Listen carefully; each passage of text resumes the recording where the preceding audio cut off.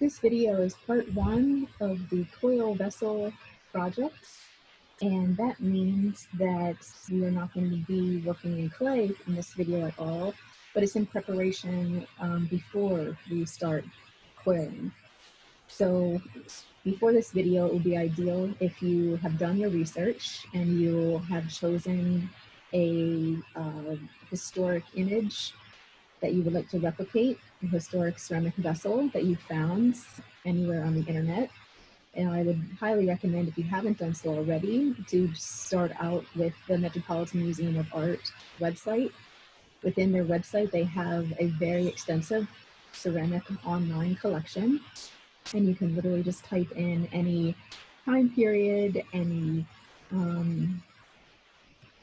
historical time period that you would like to try to find a ceramic vessel.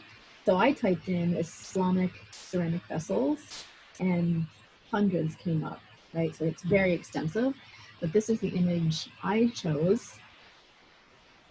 And it was a very small image, right? But then I went on resizeimage.net.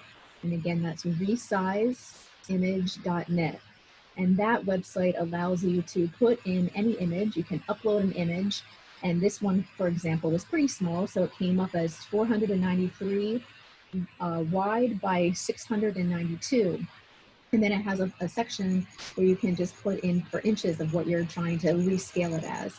And so this minimum requirement is 10 inches. So then you can go ahead and put in 10 inches, and then it changed this image from, like I said before, it changed it to 855 wide by 1200 tall. So then I was able to print it out. I printed it out in color. You can print it out in black and white, that's fine. So I'm just going to show you again close up of what image I selected. And from there, you can print it out again in color or black and white. And I made a copy of that. You don't need color, right? I just want to stress here that we're really just picking the form. So the idea behind this project is not to copy the surface. That is going to be a more contemporary design of your own. But the form is you're going to really try to replicate as close as possible. And that's again what this video is about. So it's how to make a template to follow exactly as you coil built your chosen form. So I made a copy of it on paper, black and white, right? You can see that that was just a black and white photo. To save some time, I cut it out. So you do need a good pair of scissors. And after I cut it out, right? So it was on the piece of paper, I cut out the profile. And then I just cut it exactly in, or I folded it exactly in half. So this is 2 inches, open wide is a total of 4 inches. So I did really measure and try to get it exactly half so it's not off even by a little bit.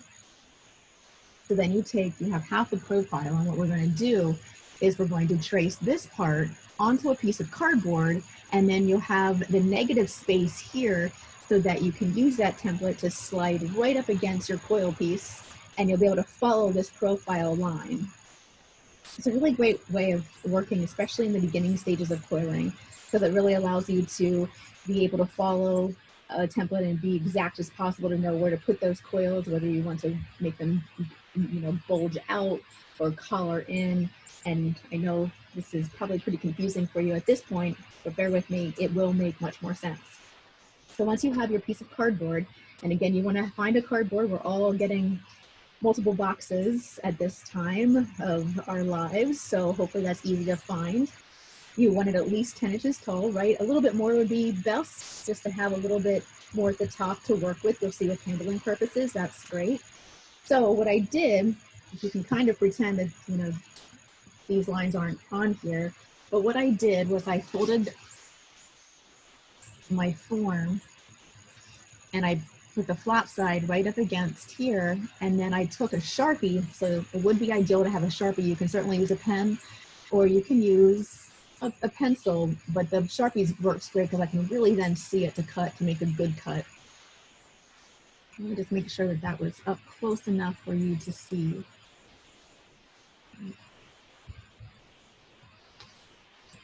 So then I just have my scissors then I'm just gonna cut this profile line out. A little tricky because it is cardboard. If you're able to find this is a pretty thin piece of cardboard. I personally wish it was thicker. But if you are able to find a pretty dense, thick piece, and you can't cut it with scissors, because it can be pretty hard to cut through really thick cardboard with scissors, you can certainly use an X-Acto knife or a utility knife. I have one of those. Without too much struggle, you should be able to cut through that.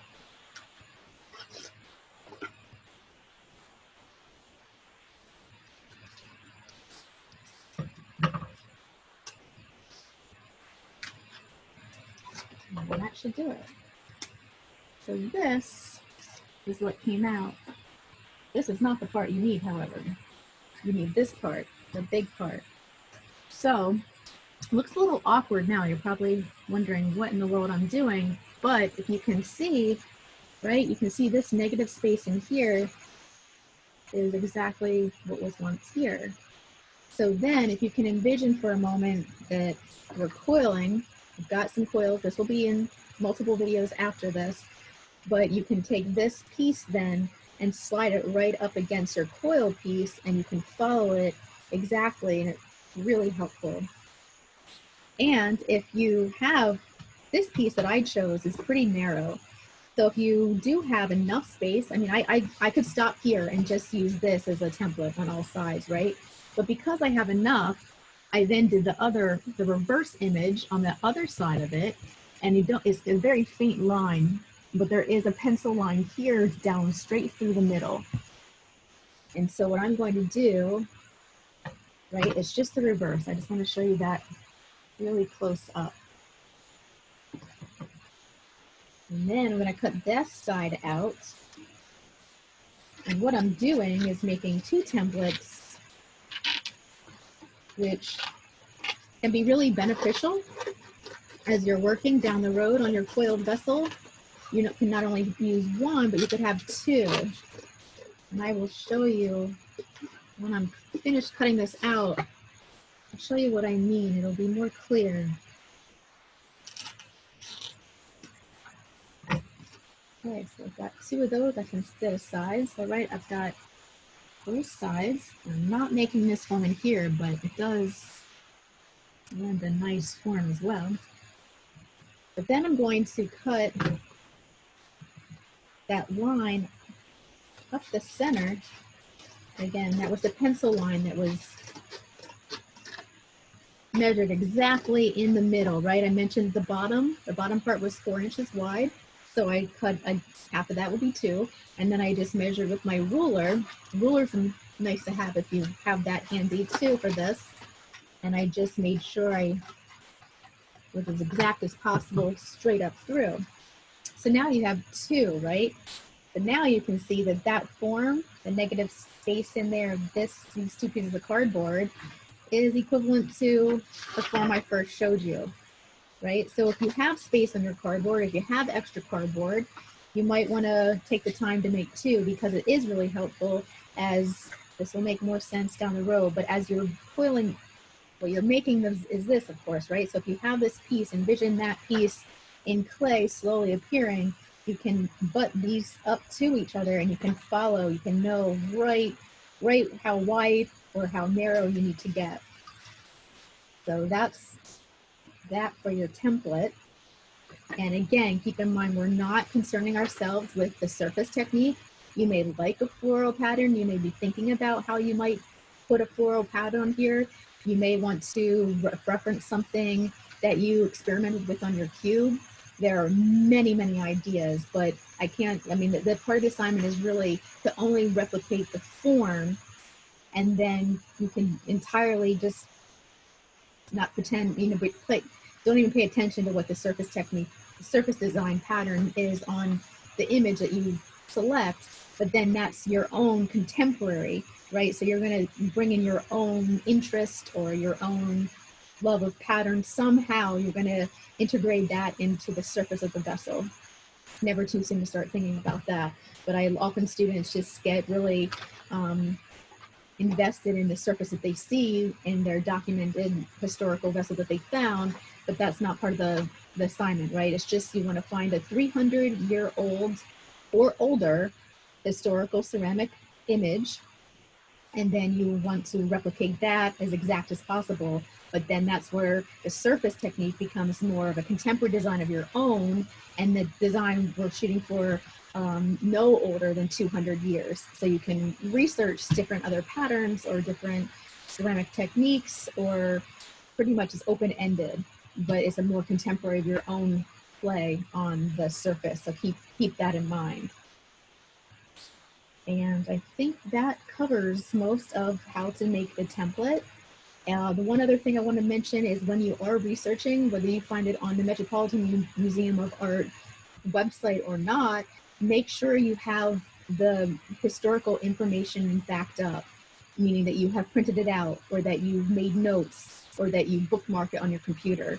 And I mention that only because part of this assignment is a written assignment, and it'll just mean you have to answer some questions about where this pot or where this vessel was found, you know, the background history of it, what it was used for. There'll be a few questions that will ask you to just write up. It's a 1-page at most assignment, so it's certainly nothing extensive. But what I have had students do in the past is they'll find an image, they'll print it out, but then they can't remember where they got it, and it makes it that much more difficult to find the historical information that they need when it does come time for the written assignment.